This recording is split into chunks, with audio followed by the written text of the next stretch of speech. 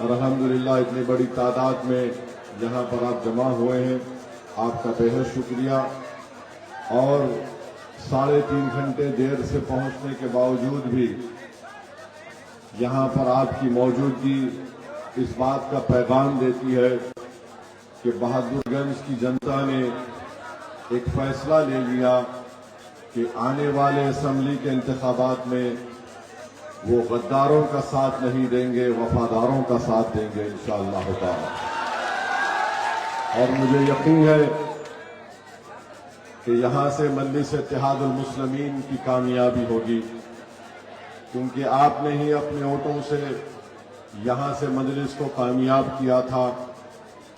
बड़ी तकलीफ होती है जब वो लोग जिनको हमने अपने खून पसीना देकर कामयाब किया, उनके लिए तमाम मजलिस के रुफ़ाओं ने, अख्तरुल ईमान साहब ने, माजिद हुसैन ने, आदिल हसन ने, आफ्ताब साहब ने, बल्कि ऐसे कई सैकड़ों मजलिस के जिम्मेदारों ने मेहनत की और जीतने के बाद इन्होंने गद्दारी की। मुझसे नहीं बल्कि सीमांचल की गरीब आवाम से गद्दारी की और 4 हमारे विधायक को राजद के लोगों ने, उन्होंने जमीर अपना बेचा और इन्होंने उसको खरीद लिया।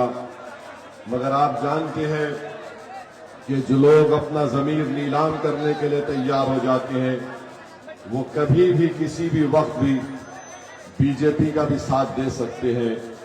मेरे अजीज दोस्तों और बुजुर्गों, मैं शुक्रगुजार हूं आप लोगों का, यहाँ पर इतनी बड़ी तादाद में आपको यहाँ पर देखकर यकीनन इससे हमारे हौसले बढ़ते हैं और हमको यकीन होता है कि जिन्होंने अपने ज़मीर की नीलामी की वो तो नीलाम हो गए और बेनिकाब हो गए, मगर जिन्होंने अपने वोट से उनको कामयाब किया था वो आज भी अल्हम्दुलिल्लाह मजलिस इत्तेहादुल मुस्लिमीन के साथ हैं। मैं आपका शुक्रिया अदा करना चाहता हूं कि पार्लियामेंट के इलेक्शन में भी आपने बहुत बड़ी तादाद में यहाँ पर मजलिस इत्तेहादुल मुस्लिमीन के उम्मीदवार जनाब अख्तरुल ईमान साहब को हक में अपने वोट दिया और उनको कामयाबी तो नहीं मिली, मगर अल्हम्दुलिल्लाह आपने अपनी वाबस्तगी का सबूत दिया। मुझे यकीन है कि जो आइंदा होने वाले असेंबली के इंतखाबात में आप मजलिस को अपना वोट देकर कामयाब करेंगे। यहाँ से जो अपना ज़मीर बेचकर चला गया, उन तमाम ने कहा कि मजलिस में रहकर हम बहादुरगंज के लिए या कोचा दामन के लिए या फिर दीगर मुकामात में हम विकास का काम नहीं करवा सकते हैं। मैं उनसे पूछना चाहता हूं, बताओ अख्तरुल ईमान को तुमने अकेला छोड़ दिया, मगर उस एक अख्तरुल ईमान ने अपनी विधानसभा में 800 करोड़ के डेवलपमेंट के काम करवाए। तुमने क्या किया? तुम्हारा डिप्टी चीफ मिनिस्टर था, तुमने कौन सा काम यहां पर बहादुरगंज में कराया? तुमने झूठ बोलकर मजलिस का साथ छोड़ा और तुमने बहादुरगंज की जनता के लिए कोई काम नहीं किया।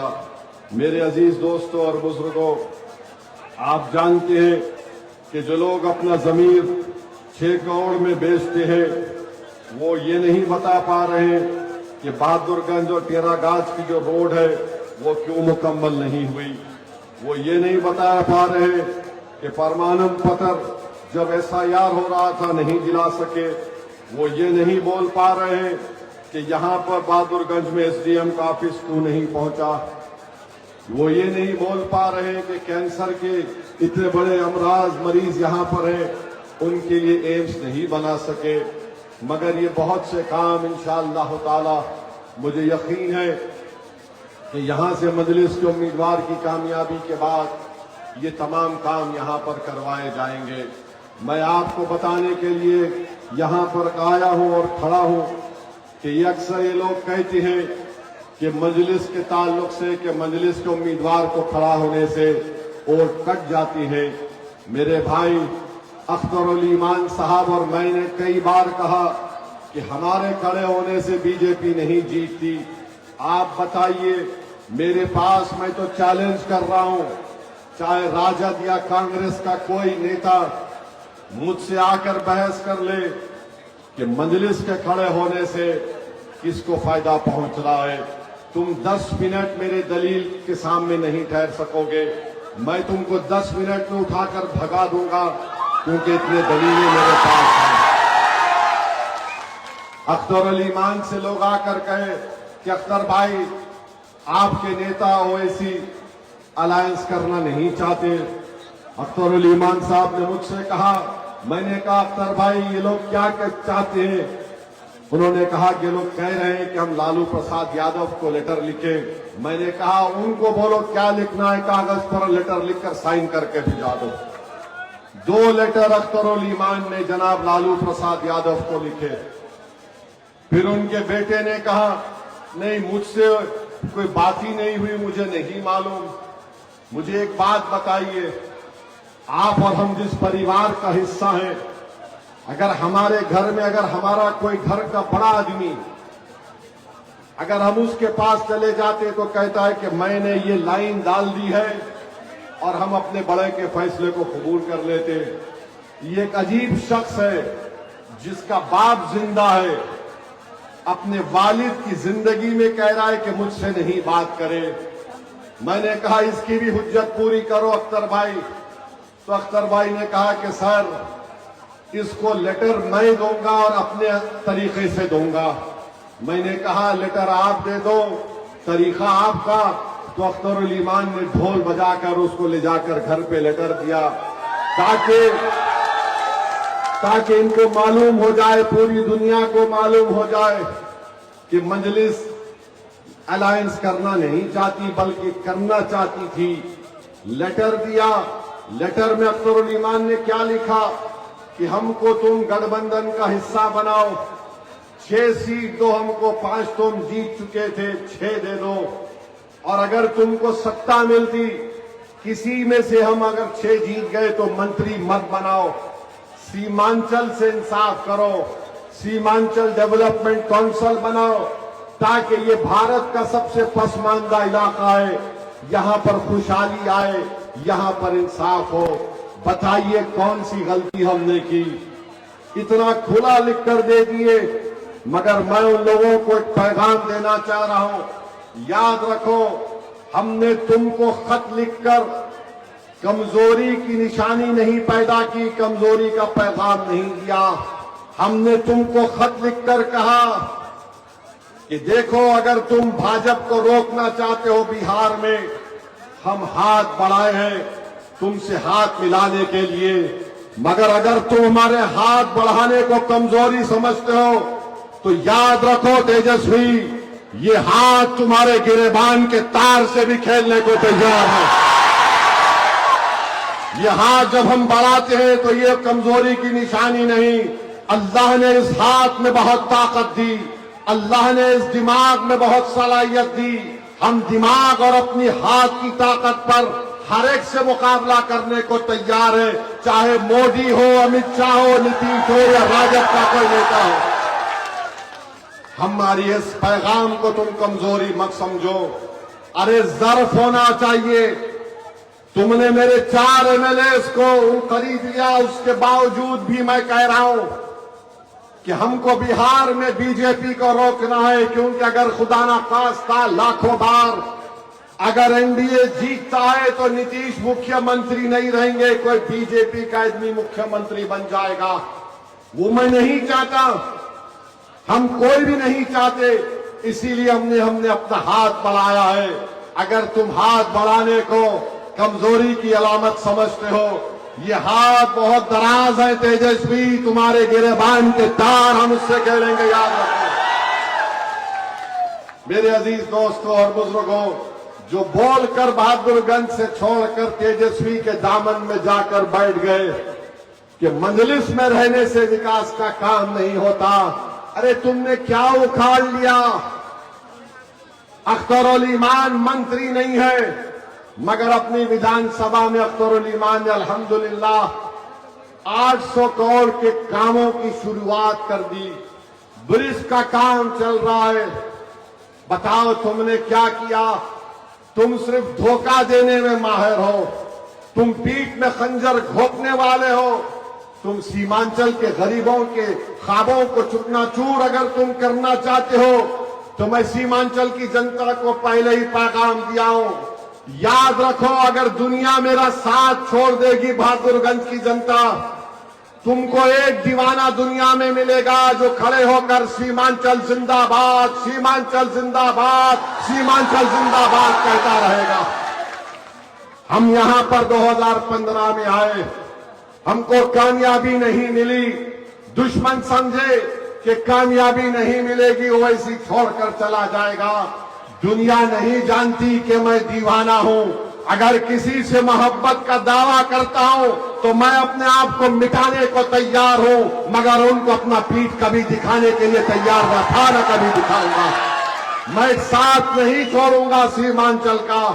जब तक अल्लाह असदुद्दीन ओवैसी को जिंदा रखेगा, मैं जब तक जिंदा रहूंगा सीमांचल और गरीबों की आवाम की लड़ाई लड़ता रहूंगा।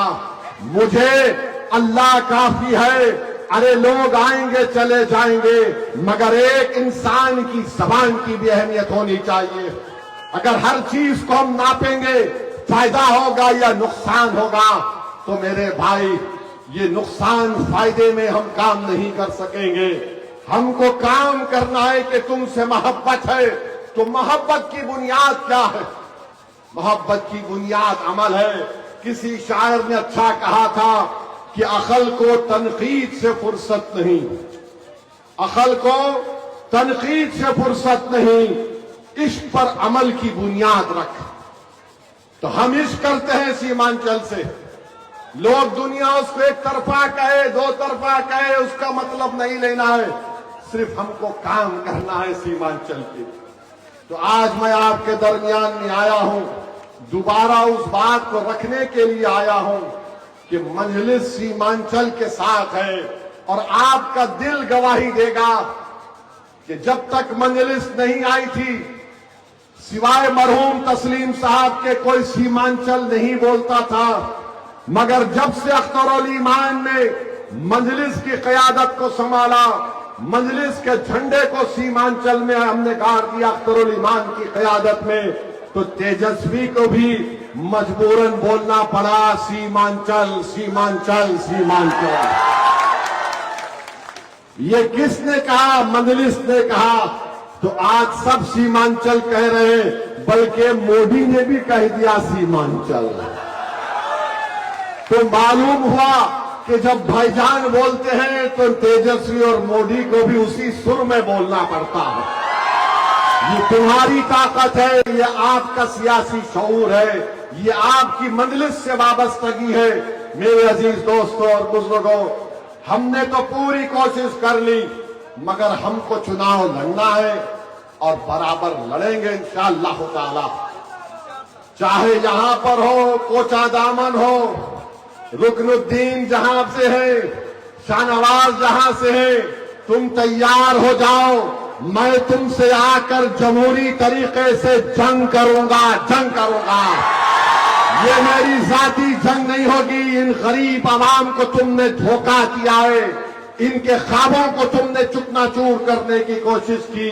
वो गरीब आवाम जो हिंदुस्तान के कोने कोने से अपने पैसों से खर्चा कर कर आकर तुमको वोट डाला। और मैं जानता हूं इलेक्शन से 2 दिन पहले तुम लोग क्या कर रहे थे। तुम मेरे सामने आकर हाथ की भीख मांग रहे थे कि साहब हमको बचा लो, चुनाव के लिए 2 दिन है। अरे मैं जो कुछ कर सकता था मैंने किया, मेरा अल्लाह जानता है।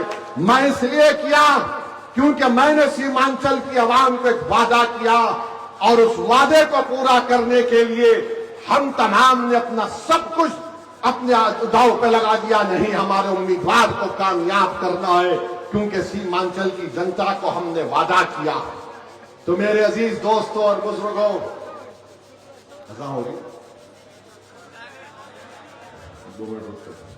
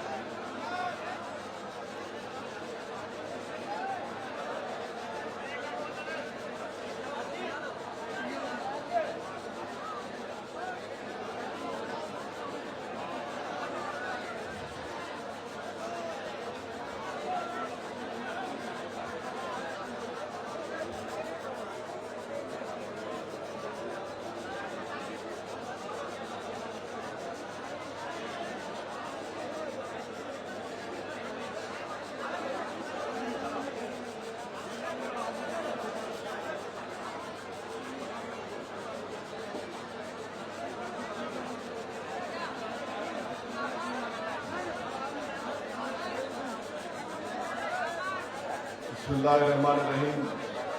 मेरे अजीज दोस्तों और बुजुर्गों, आप जानते हैं कि मोदी ने भारत में एक काला कानून वक्फ का बनाया है, जिसकी तारीफ नीतीश कुमार ने की, चंद्रबाबू नायडू ने की, चिराग पासवान ने की, और एक ऐसा कानून बनाया गया जिसके जरिए नरेंद्र मोदी बिहार के मस्जिदों को हमसे छीनना चाहते हैं, दरगाहों को, खानकाहों को, कब्रस्तानों को, ईदगाह को छीनना चाहते हैं।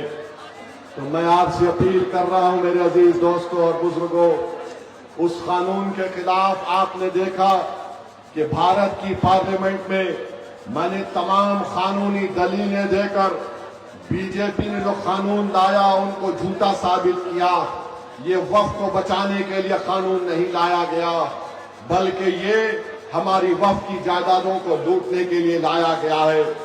आज हमारी मस्जिदों के ऊपर इनका निशाना है, तो मेरी आपसे गुजारिश है कि हमको मुत्तहिदा तौर पर अपने आप को मुत्तहिद होकर अपने के कोर्ट को इस्तेमाल करना चाहिए, ताकि हम पैगाम दे सके फिरका परस्त ताकतों को कि हम तुमको अपने वोट के जरिए शिकस्त देंगे जो तुमने ऐसा काला कानून बनाया है।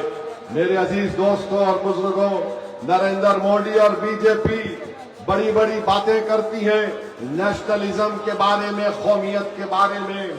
नरेंद्र मोदी ने कहा था कि खून और पानी एक साथ नहीं बह सकते।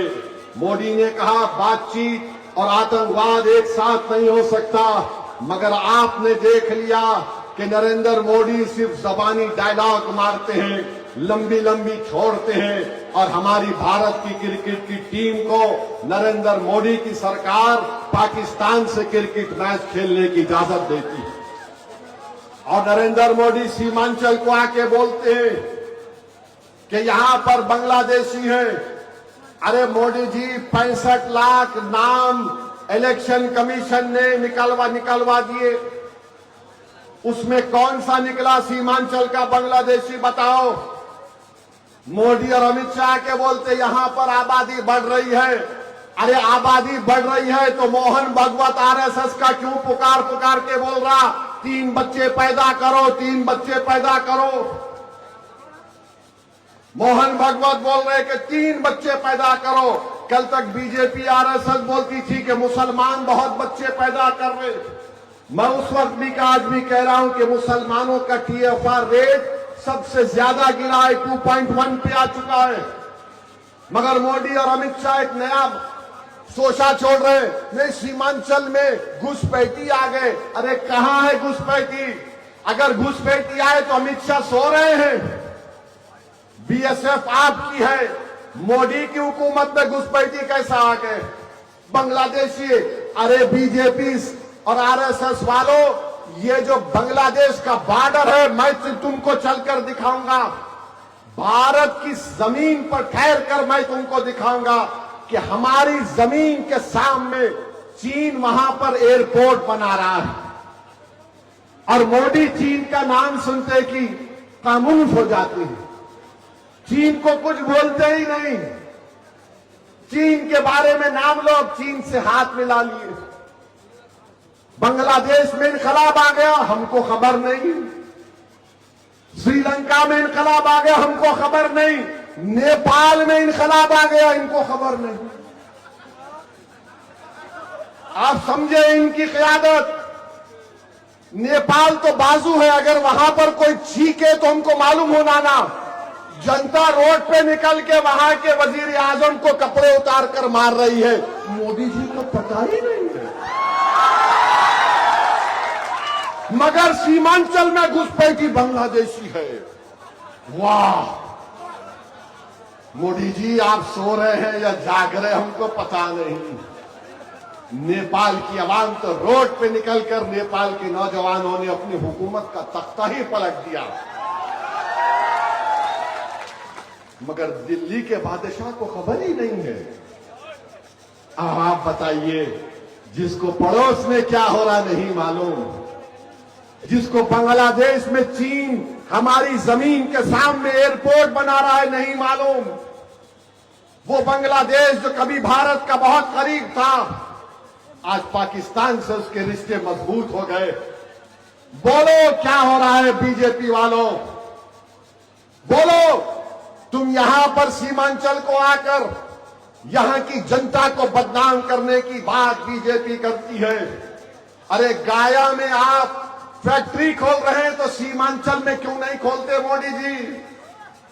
तो बोले ना मैंने पूर्णिया एयरपोर्ट खोला। अच्छा, एयरपोर्ट में भी फ्लाइट अहमदाबाद जा रही है, हैदराबाद नहीं जा रही है। यहां पर हाई कोर्ट का बेंच क्यों नहीं खोला जाता? जब झारखंड नहीं बना था तो यहां पर बेंच था। यहां पर लोग बीमार होते हैं, एम्स नहीं खोला जाता। जलालाबाद से किशनगंज तक रेलवे ट्रैक की जरूरत है, नहीं खोला जाता। और वो कोचा दामन का जमीर फरोज जो भाग गया, उसमें स्टेशन नहीं खुलता। मगर मोदी जी आके बोलेंगे भाइयों बहनों, सीमांचल में घुसपैठी आ रहे हैं। आप क्या सो रहे थे? आप प्रधानमंत्री हैं, बॉर्डर सिक्योरिटी फोर्स है, कैसे आते बांग्लादेश से लोग? मगर बदनाम करना सीमांचल को। मोदी जी, सीमांचल की जनता आपको भी जवाब देगी इंशाअल्लाह इलेक्शन में, आपको भी जवाब देगी। ये सीमांचल की तौहीन है। अब आप देखिए, बोलते हैं कि जीएसटी हमने कम कर दिया। अरे गरीब के पास पैसा नहीं है खर्चा करने को। सीमांचल के किसान को फसल की कीमत नहीं मिलती। अनानास की कीमत हो, केले की कीमत हो, चावल की कीमत हो, मकाई की कीमत हो। मगर मोदी जी बोल रहे दिल्ली के बादशाह, मैं भाइयों बहनों जीएसटी कम कर दिया। अरे गरीब के पास पैसा नहीं है। इतनी गरीबी भारत में बढ़ चुकी है। मेरे अजीज दोस्तों और बुजुर्गों, हम आपसे अपील कर रहे हैं कि मजलिस को मजबूत करिए और मजलिस के हक में पहले से ज्यादा अपने वोट का इस्तेमाल करिए। एसआईआर हुआ, एसआईआर जब हुआ तो मैं, अख्तर भाई, हमारे तौसीफ आलम साहब, हम लोग दिल्ली गए, इलेक्शन कमिश्नर साहब से मिले और हमने उनके सामने जाके, अख्तर भाई, हमने कहा था इलेक्शन कमीशन के चीफ इलेक्शन कमिश्नर को कि साहब बीजेपी हमारे सीमांचल को बोलती है घुसपैठियों का इलाका है, आप ऐसा होने मत दीजिए। तो चीफ इलेक्शन कमिश्नर ने हमारे सामने वादा किया था कि हम ऐसा होने नहीं देंगे। मगर 65 लाख नाम आ गए मोदी जी, कोई घुसपैठी नहीं निकला। आप पहाड़ कोट के भी चूहा नहीं निकाल सके।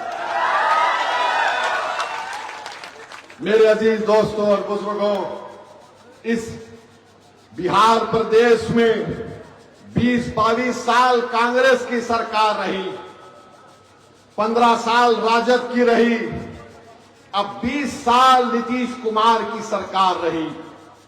कभी राजद के साथ तो कभी बीजेपी के साथ, तो कभी राजद के साथ तो कभी बीजेपी के साथ। अब नहीं मालूम नीतीश कुमार कल सुबह उठकर किसके साथ चले जाएंगे। मगर इतने साल आप खो चुके हैं, इतनी पार्टीज को आपने वोट दिया, हमारे बुजुर्गों ने दिया, हमारी 2-2, 3-3 पीढ़ियों ने दे दिया, मगर क्या हासिल हुआ बताइए आप।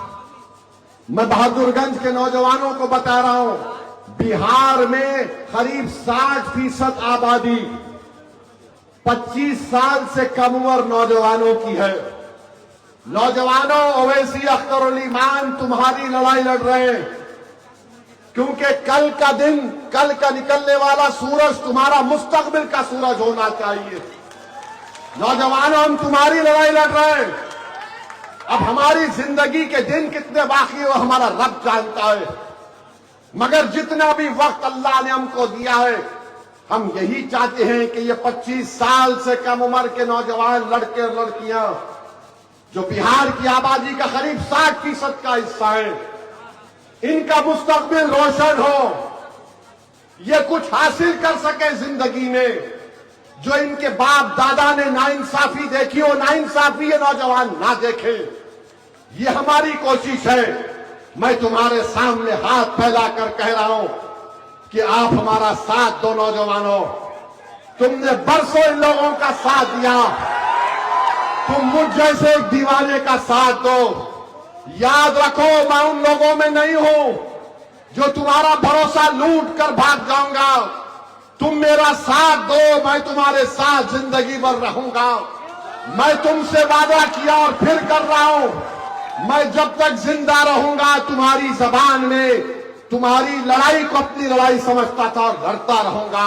मैं इस दुनिया से भी जाऊंगा, अगर इस मुल्क में गया तो तुम कभी आना और अपने कंधे पर मेरा जनाजा उठाकर कब्रिस्तान को लेकर जाना, मगर मैं तुम्हारा साथ छोड़ने को तैयार नहीं हूं।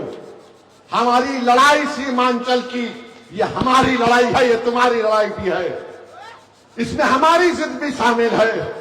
बस करना यह है कि जिसको आपने बरसों आजमा लिया, हमको भी थोड़े साल के लिए आजमाओ, थोड़े साल के लिए आजमाओ।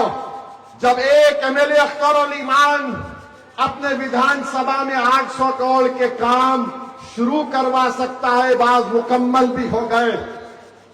सोचो अगर कोई जज्बे के साथ काम करेगा, बहादुरगंज में लड़ेगा तो इंशाअल्लाह ताला काम होगा। और अगर काम नहीं होगा, मैं आपको बता रहा हूं, हम चक्का जाम कर देंगे नेशनल हाईवे को। काम होना पड़ेगा सीमांचल में।